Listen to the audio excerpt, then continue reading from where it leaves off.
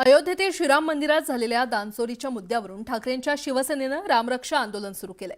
नागपुरात आज उद्धव ठाकरेंच्या उपस्थितीमध्ये हे आंदोलन केलं जाणार आहे।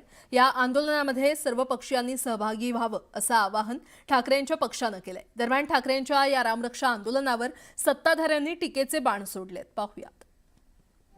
तर राम मंदिराच्या लुटीविरुद्ध जे आम्ही एक मोहीम उघडलेली आहे त्याच्यामध्ये सगळ्यांनी सामील व्हायला पाहिजे। राम रक्षा करत नाहीये जनाब उद्धव ठाकरेजी, ते पक्ष रक्षा करत आहे। उद्धवजींनी राम रक्षा म्हणावी, खूप मोठा विनोद आहे।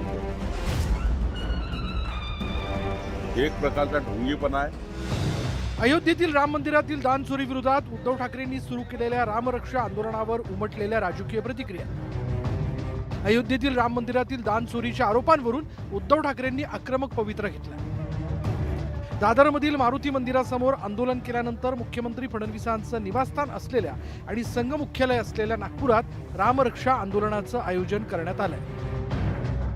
शिवसेना ही या महाराष्ट्रातल्या हिंदुत्वाची जनक आहे, लक्षात घ्या। आजही मातोश्री ही हिंदुत्वाची राजधानी मुख्य केंद्र आहे। जर कोणाला असं वाटत असेल की आम्हीही हिंदुत्ववादी आहोत, तर राम मंदिराच्या लुटीविरुद्ध जे आम्ही एक मोहीम उघडलेली आहे त्याच्यामध्ये सगळ्यांनी सामील व्हायला पाहिजे। यात का राजकीय पक्षाचा प्रश्न नाही आहे।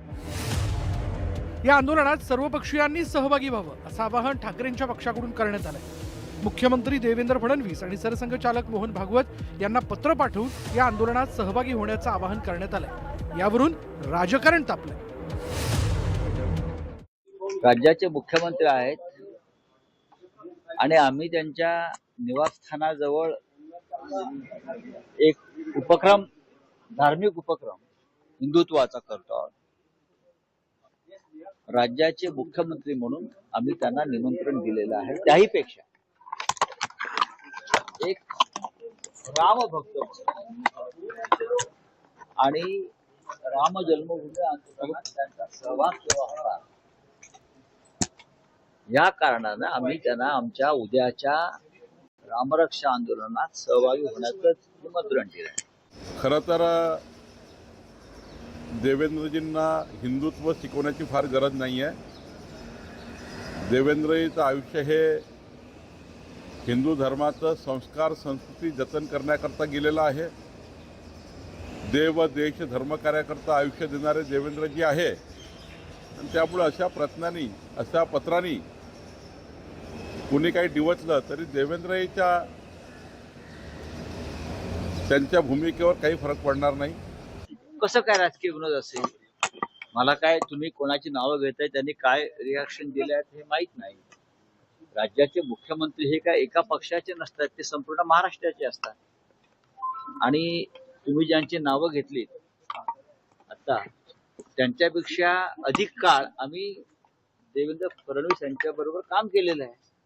आमचे जरी आता मार्ग वेगळे झाले असले तरी त्यांच्यापेक्षा जास्त काळ, 25 वर्ष सलग आम्ही भारतीय जनता पक्षाबरोबर काम केलेलं आहे, देवेंद्रजींबरोबर काम केलेलं आहे। तेव्हा त्यांनी अशा प्रकारे प्रतिक्रिया देणं हाच मूर्खपणा आहे।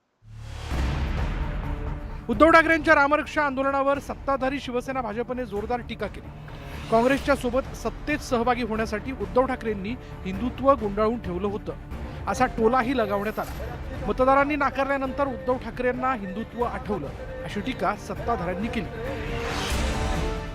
पक्ष बर्बाद झाल्यानंतर, आमदार सगळे गेल्यानंतर, खासदार सगळे गेल्यानंतर जनाब उद्धव ठाकरेजींना रामललाची आठवण आली, राम रक्षाची आठवण आली, हनुमान चालीसाची आठवण आली। तर जनाब उद्धव ठाकरेजी उत्तर द्या की जेव्हा अयोध्यामध्ये एवढा भव्य मंदिरचं सगळे लोक तिथे गेले, तर तुम्ही दर्शनाला का नाही गेले? त्याच्यावर उत्तर द्या। उद्धवजींनी राम रक्षा म्हणावी, खूप मोठा विनोद आहे। खूप मोठा विनोद आहे। जे उद्धवजी काँग्रेससोबत गेले, जे उद्धवजी सोनिया गांधीसोबत गेले, ज्या राहुल गांधींना तो आदित्य ठाकरे मिठ्या मारतोय रस्त्यामध्ये, त्यांनी आता हिंदुत्वाचं बाबत बोलावं, हे हास्यास्पद आहे ना। लोकांना कळतं सगळ्या गोष्टी। रामरक्षा आंदोलन उद्धव ठाकरेंनी आणि टीमनी केलेलं आहे किंवा करणार आहेत, हे एक प्रकारचा ढोंगीपणा आहे. खरं तर हिंदू हृदय सम्राट बाळासाहेब ठाकरेजींना आज पुन्हा वेदना होतील. राम मंदिरातील दान चोरीच्या मुद्द्यावरून उद्धव ठाकरेंनी आक्रमक भूमिका घेतली आहे. नागपुरातील या आंदोलनाला मोठ्या संख्येनं शिवसैनिकांनी उपस्थित राहावं यासाठी ठाकरेंच्या पक्षानं कंबर कसली. आता हिंदू जागे झाले, हिंदू जाब विचारतील असं वक्तव्य करून उद्धव ठाकरे रामभक्तांचं नेतृत्व करण्यासाठी सरसावले. तर राजकीय फायदा घेण्याचा हा खटाटोप असल्याचा पलटवार सत्ताधाऱ्यांनी केला. त्यामुळे सुरू असलेलं राजकारण पेटणार असल्याचं स्पष्ट होतंय. Bureau report, news 18 Marathi.